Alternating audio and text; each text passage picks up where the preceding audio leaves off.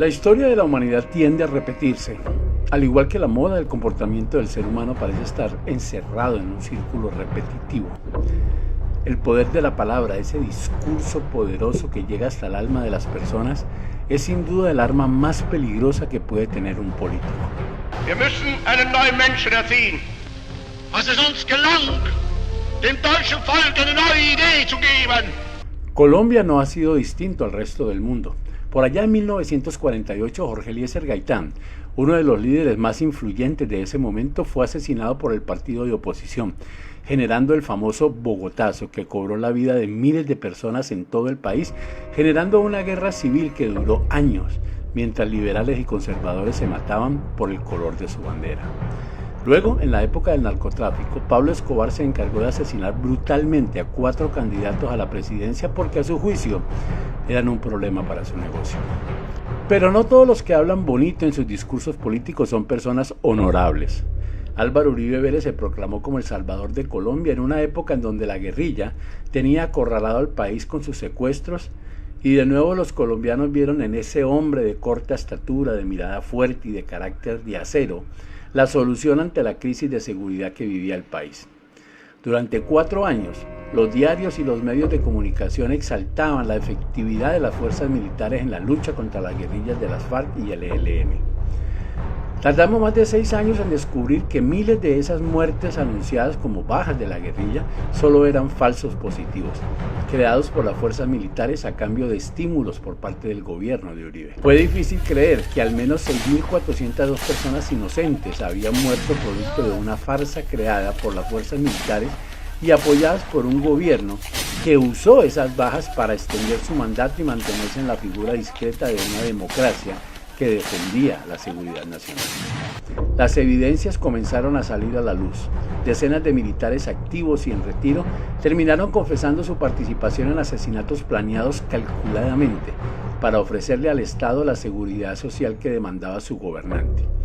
Miles de madres lloraron la muerte despiadada de sus hijos y el gobierno sigue negando la participación de su presidente como responsable de dar la orden de ejecutarlos. Hoy, algunos encabezados de medios retratan a Álvaro Uribe en donde explica en una entrevista que fue engañado por los soldados colombianos cuando le mintieron sobre esas falsas bajas de guerrilleros. Mejor aún, propone una amnistía nacional que nos permite otorgar el perdón a muchos crímenes y a pasar la página de la historia, una medida muy conveniente para alguien que tiene más de 200 procesos en las cortes del país. Ahora, Colombia tiene un nuevo líder que avanza en las encuestas de intención de voto, un exguerrillero del M-19. Un hombre que estuvo en la cárcel producto de su militancia en las guerrillas y que después de un pacto de paz con el Estado decide continuar su lucha por el pueblo de frente a la sociedad. Así como para Adolfo Hitler los judíos eran una desgracia para la humanidad y sus planes de una raza pura, en Colombia los partidos políticos ven a Gustavo Petro como una amenaza a la estabilidad social del país. Asociarlo con Venezuela y el comandante Chávez fue una estrategia que cautivó a muchos en las pasadas elecciones del 2018. Pero gracias a los miles de actos de corrupción que han salido a la luz pública durante la presidencia de Iván Duque, la imagen de Uribe se vio seriamente afectada. Por primera vez en la historia, un expresidente había sido sometido a la reclusión domiciliaria, producto de los avances en los procesos en la Corte Suprema de Justicia. Pero una estrategia muy bien elaborada le permitiría abandonar el Congreso y afrontar la justicia ordinaria, en donde sus aliados tendrían el poder jurídico de otorgarle la libertad que buscaba. Pero aún así, el poder de Uribe está en declive. Millones de colombianos que creían en su inocencia entendieron que el gran Salvador está eludiendo la justicia y dejaron de seguir, dejaron de adorarlo. Y prácticamente hoy han enterrado su partido, que hace los últimos esfuerzos para conservar al menos una imagen que les permita ganar algunas curules en el Congreso. Ahora nos enfrentamos a un nuevo reto, un Congreso lleno de corruptos, amigos de Uribe, que entendieron que el pueblo colombiano ya no cree en esos partidos tradicionales, que por décadas se han burlado de la sociedad para lograr sus intereses particulares, para enriquecerse a costa del pueblo, para engañar sin vergüenza alguna a la sociedad con promesas falsas, con cifras alteradas y un sinnúmero de actos ilegales que generan odio y desconfianza de la ciudadanía.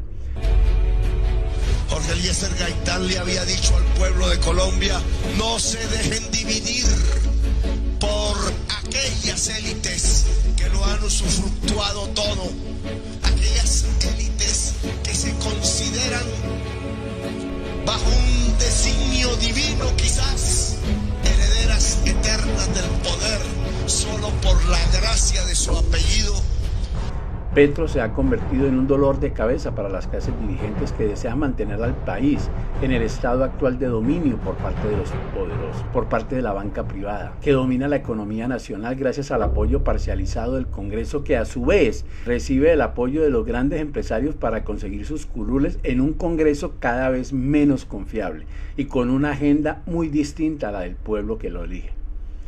El Führer colombiano de la extrema derecha tiene claro que al ganar Petro la presidencia, su única alternativa es la bancada de oposición en el Congreso, que garantizaría la obstrucción de nuevas leyes y medidas que podría tomar Petro para cambiar el rumbo de los corruptos. Perder las mayorías en el Congreso y tener a Petro presidente sería sin duda la desgracia más grande que puedan vivir las clases políticas tradicionales de este país. Estamos muy cerca de un cambio real en la estructura política del país que debería afectar positivamente la estructura social de todos y cada uno de nosotros, incluyendo a aquellos que hoy limitan en la derecha y se sienten amenazados por las propuestas de Petro.